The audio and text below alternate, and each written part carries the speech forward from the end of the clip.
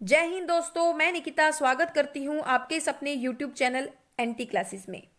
आज की क्लास बहुत ही मज़ेदार होने वाली है और बहुत ही ज़्यादा हेल्पफुल होगी, क्योंकि आज की क्लास में हम इंडियन आर्मी का पेपर सॉल्व करेंगे, जिसमें कि मैथ्स का सेक्शन हम यहाँ पर सॉल्व कर रहे हैं। इससे पहले यदि आपने चैनल को सब्सक्राइब नहीं किया है तो पहले जाकर चैनल को सब्सक्राइब कर लें, बेल आइकन प्रेस कर लें, ताकि जब भी कभी चैनल पर वीडियो अपलोड हो वो आपके पास सबसे पहले पहुंच जाए। तो चलिए क्लास को शुरू करते हैं। पहला प्रश्न है हमारे पास, 529 का वर्गमूल ज्ञात कीजिए। देखो, बिल्कुल ट्रिक से करेंगे हम। इससे पहले आपको ये चीज याद रखनी है कि जब भी कभी क्वेश्चन में इकाई अंक 1 है तो आंसर में क्या होगा, 1 या फिर 9। ठीक है जी।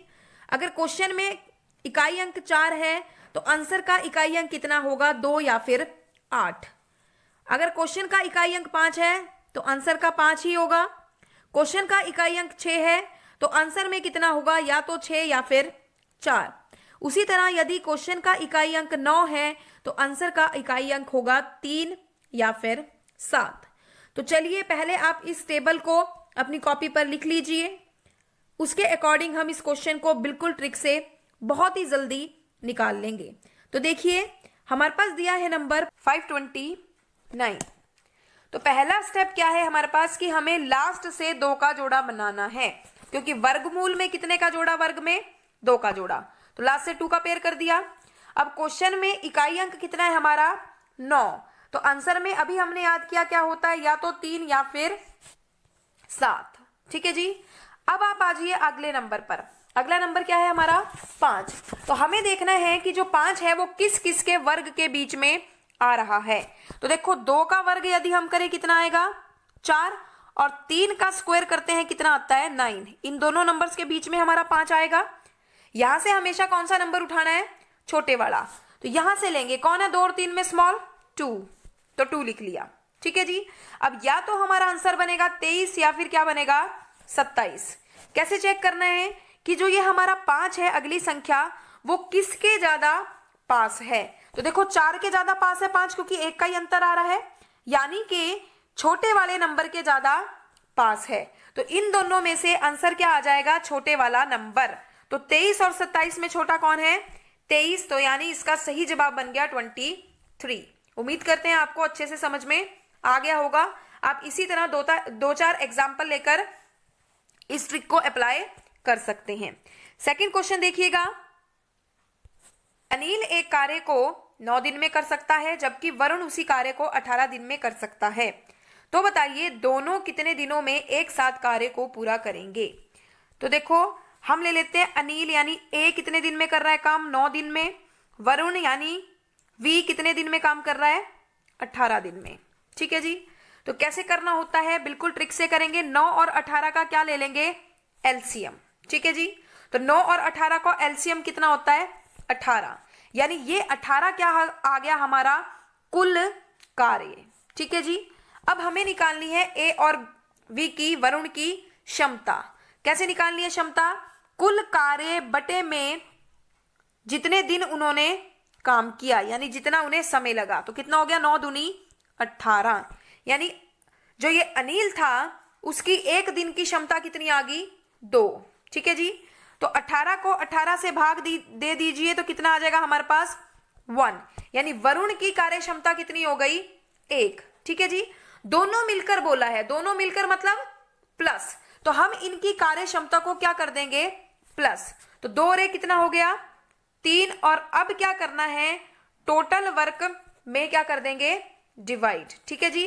तो 3 छिके 18, यानी दोनों अरुण और जो वरुण है मिलकर कितने दिन में काम को खत्म कर देंगे, 6 दिन में। ऑप्शन जो है ए इसका बिल्कुल सही जवाब हो जाएगा। ठीक है जी। नेक्स्ट बढ़ते हैं अगले प्रश्न पर। नेक्स्ट है हमारे पास, एक कक्षा में 20 लड़कियां तथा 15 लड़के हैं। कक्षा में कुल छात्रों की संख्या में से लड़कियों का अनुपात क्या है। तो देख लीजिए, गर्ल्स कितनी है, 20, और बॉयज कितने हैं, 15, है ना। कुल छात्रों, कुल को कैसे निकालेंगे, टोटल प्लस कर दो। तो टोटल स्टूडेंट्स कितने हो गए हमारे पास, 35। ठीक है जी। हमने रेशो कितना निकालना है, टोटल में से किनका, लड़कियों का। तो लड़कियों की संख्या कितनी है, 20 है। डिवाइड कर लीजिए, 5 4 जा 20 और 5 7 जा 35। तो 4/7 यानी क्या अनुपात बन गया, 4:7। तो ऑप्शन जो ए है इसका बिल्कुल सही जवाब हो जाएगा। नेक्स्ट क्वेश्चन देखिएगा। 3 वर्ष की अवधि के लिए 25,000 पर 20% प्रति वर्ष पर साधारण ब्याज क्या होगा। साधारण ब्याज का फॉर्मूला क्या होता है, एसआई यानी simple interest is equal to मूलधन गुणा दर गुणा समय पूरे के बटे में 100।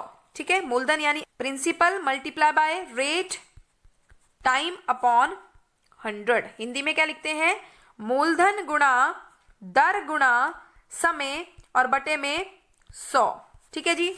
तो जो जो चीजें दी गई है वो हम इस फॉर्मूला में पुट कर लेते हैं। तो हमारे पास मूलधन कितना है, 25,000 रुपए। मूलधन होता है वो पैसा जो उधार दिया गया है या फिर लिया गया है। ठीक है जी। दर क्या होती है कि जिस % दर से उस पर ब्याज लगा है, और दर हमेशा किस में होगी, प्रतिशत में। तो 20 हो गया। और समय कितना दिया गया है इसमें, 3 वर्ष पूरे के बटे में 100। 2 जीरो से कैंसिल होगी, 2 जीरो। ठीक है जी। तो ये 20 गुणा 3 कितने हो जाएंगे, 60। और 60 गुणा 250 हमारे पास कितना हो जाएगा, 15,000। इसका बिल्कुल सही जवाब हो जाएगा, यानी ऑप्शन नंबर बी बिल्कुल करेक्ट ऑप्शन है। ठीक है जी। तो चलिए अगले प्रश्न पर बढ़ते हैं। 1208 का 12.5% का मान ज्ञात कीजिए। तो क्या है हमारे पास, 1208 का मतलब गुणा, पॉइंट हटा लेते हैं, बटे में कितना आएगा 10, क्योंकि एक अंक के बाद दशमलव लगा हुआ है।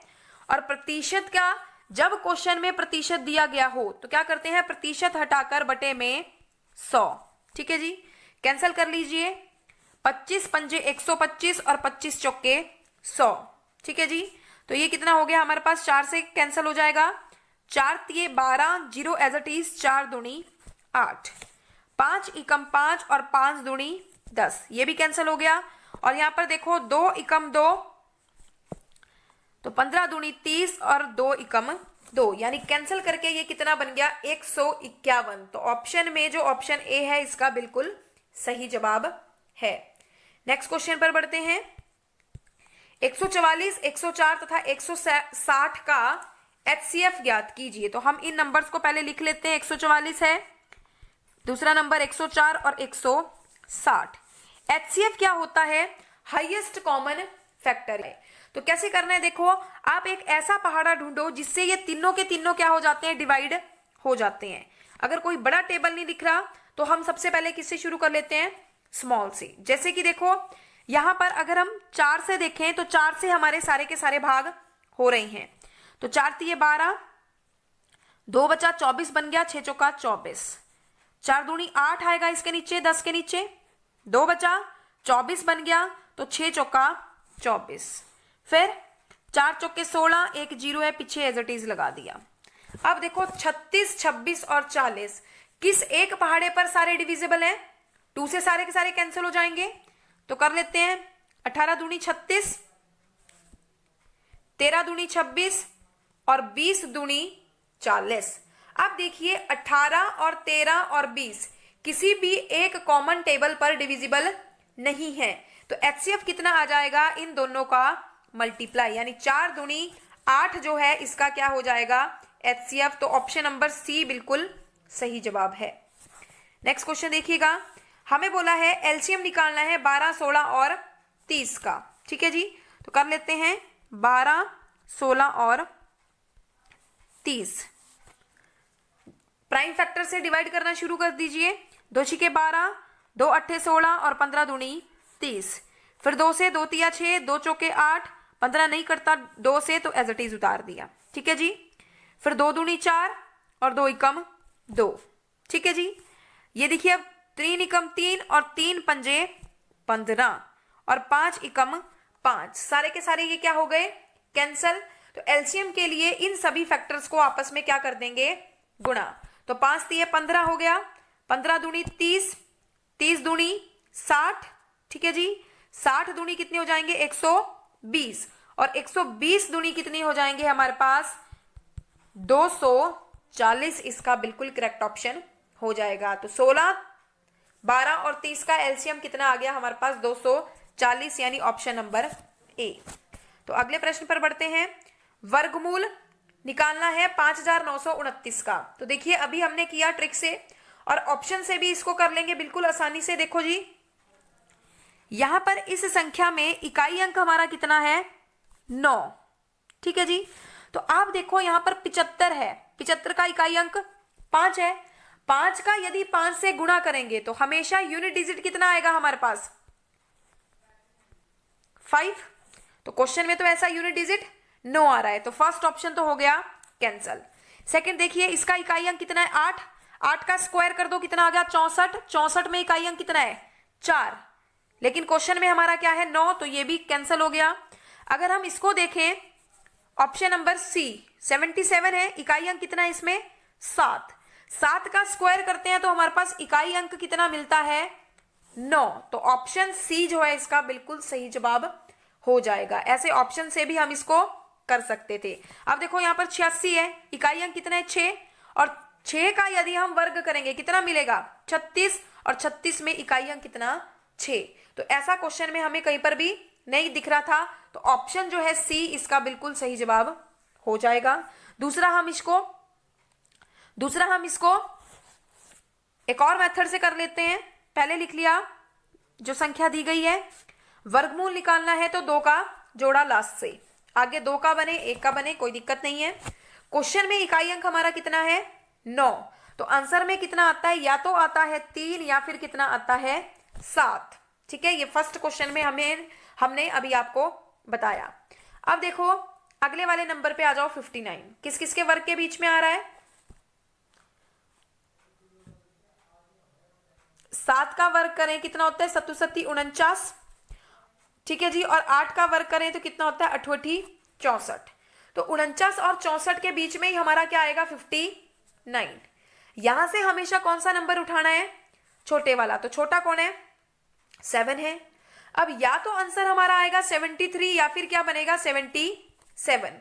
उसको कैसे चेक करना है कि जो ये 59 है किसके ज्यादा पास है?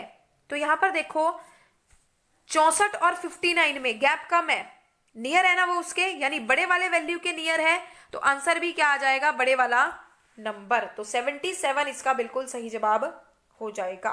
ठीक है जी। तो बढ़ते हैं अगले प्रश्न पर। घनमूल निकालना है 10,648 का। सेम घनमूल के लिए भी यही तरीका होता है, लेकिन घनमूल और भी आसान है, यानी क्यूब रूट। लिख लीजिए पहले जो नंबर है। क्या करते हैं? घन में कितने का पेयर? क्यूब में 3 का।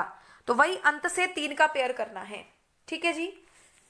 आगे वही 1 बचे, 2 बचे, 3 बचे, कोई दिक्कत नहीं है।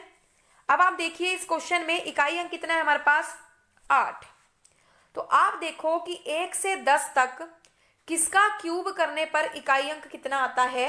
8। तो देखो यदि हम 2 का क्यूब करें कितना आता है? 8 मिलता है।